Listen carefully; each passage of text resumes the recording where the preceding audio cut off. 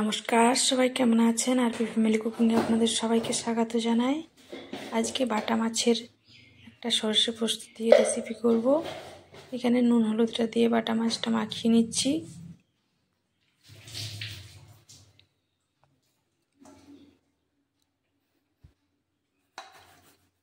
বাটা মাছের ঝাল সরষে পোস্ত দিয়ে খেতে খুবই ভালো লাগে। আজকে আপনারা দেখতে থাকুন আমি কিভাবে রেসিপিটা বানাই।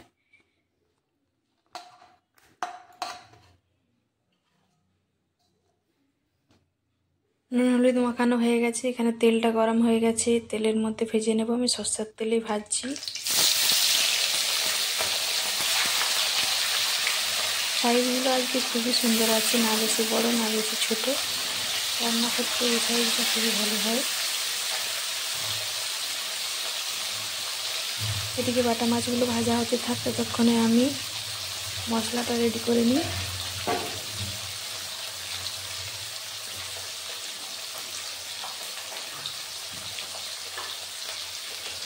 আজকে যেহেতু কাঁচা লঙ্কা দিয়েই রান্নাটি করব, এই জন্য কাঁচা লঙ্কা বেটে নেব। মিক্সিং জারটা নিয়ে নিলাম, এর মধ্যে দিয়ে দেবো দুটো কাঁচা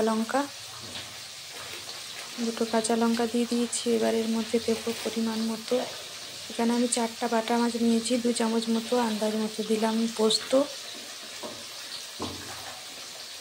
সঙ্গে 2 চামচ মতো সর্ষে দিয়ে দেবো। বাটা মাছটা এক সাইডটা হয়ে গেছে, আরেক সাইডটা উল্টে নিচ্ছি।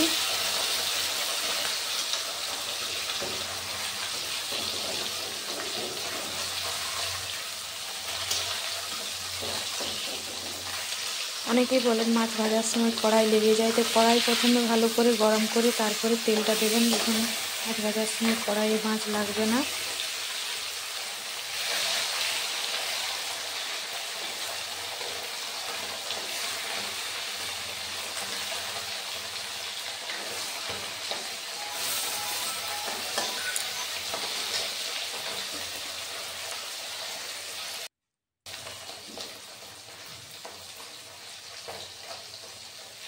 এখানে এবার সর্ষেটা ধুয়ে নিয়েছি, ধুয়ে মিক্সির জারের মধ্যে দিয়ে দিলাম। এবার এটা বেটে নেব, সর্ষে পোস্ত আর কাঁচা লঙ্কা। পেঁয়াজটা টমেটোটা কাটা হয়নি, পেঁয়াজ আর টমেটোটা একটু কেটে নিচ্ছি। টমেটোটা বেটে দিলেও ভালো হয়, আমি আজকে ছোট ছোট করে কেটেই দেবো, বাটবো না।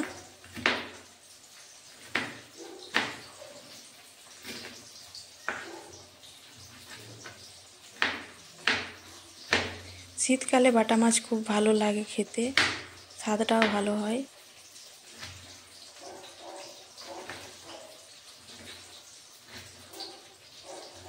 টমেটো আর পেঁয়াজ কেটে নিয়েছি, মাছগুলো ভাজা হয়ে গেছে, এবার তুলে নেব।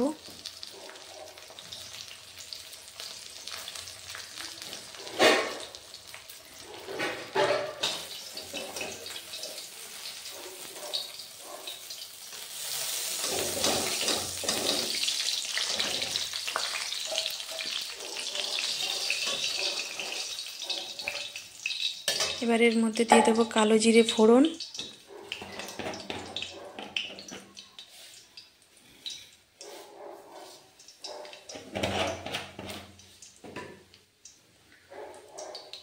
এবার পেঁয়াজ আর টমেটোটা দিয়ে দিলাম একসাথে। পেঁয়াজ আর টমেটোটা একটু হালকা আছে ভালো করে ভেজে নেব, তাহলে পেঁয়াজ আর টমেটোটা নরম হয়ে যাবে ভালো মতো।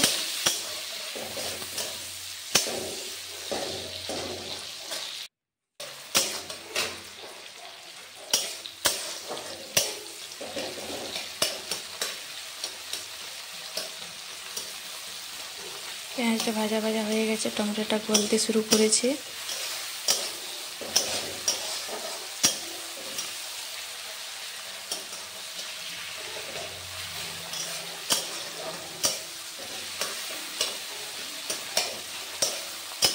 কালো জিরের সাথে পেঁয়াজ আর টমেটো ভাজার খুব সুন্দর একটা গন্ধ বেরোচ্ছে। এই অবস্থায় এর মধ্যে আমি ওই সর্ষে পোস্ত বাটাটা দিয়ে দেব।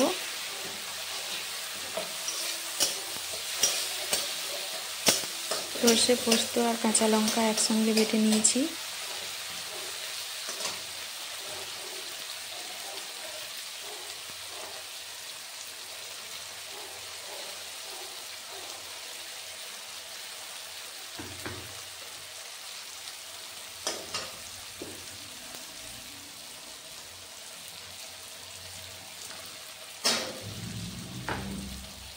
সর্ষে পোস্ত বাটাটা দিয়ে দিলাম। এবার এর মধ্যে দেবো স্বাদ মতো নুন, হলুদ আর জিরে গুঁড়ো। স্বাদ মতো নুনটা দিয়ে দিলাম, একটু সামান্য হলুদ দেব,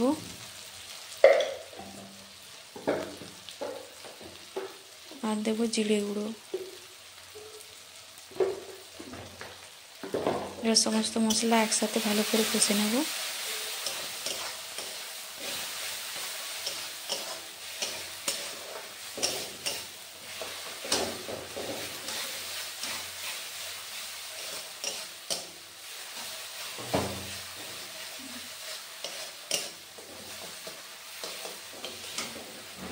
মশলা ভাজা হয়ে গেছে, এবার এর মধ্যে দিয়ে দেবো জল।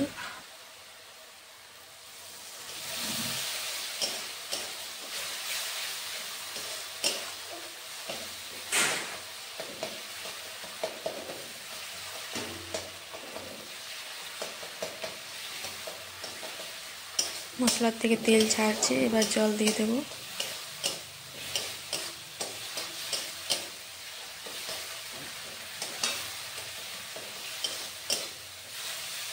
হালকা গরম জল দিয়ে দিলাম। জল দিয়ে বেশিক্ষণ আর ফোটাবো না, জলটা দিয়ে এবার নামিয়ে নেব।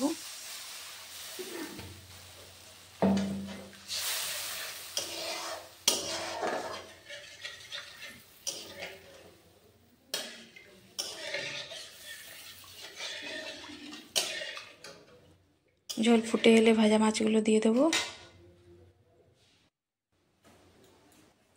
ঝোলটা ফুটছে দেখুন, ভাজা মাছগুলো দিয়ে দিলাম, দিয়ে নামিয়ে নেব। যেহেতু সর্ষে দেওয়া আছে বেশিক্ষণ ফোটাবো না।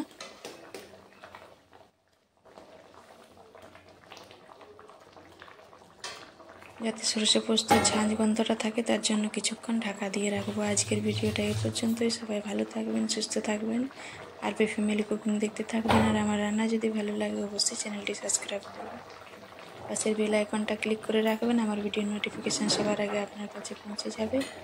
সবাই সুস্থ থাকবেন, সাবধানে থাকবেন। দেখা হচ্ছে পরের দিন নতুন কোনো একটা রেসিপি নিয়ে। সর্ষে পোস্ত দিয়ে বাটা মাছের ঝাল রেডি হয়ে গেছে। এবার আমি এটা কিছুক্ষণ ঢাকা দিয়ে রাখবো 5 মিনিট, তারপরে সার্ভ করব।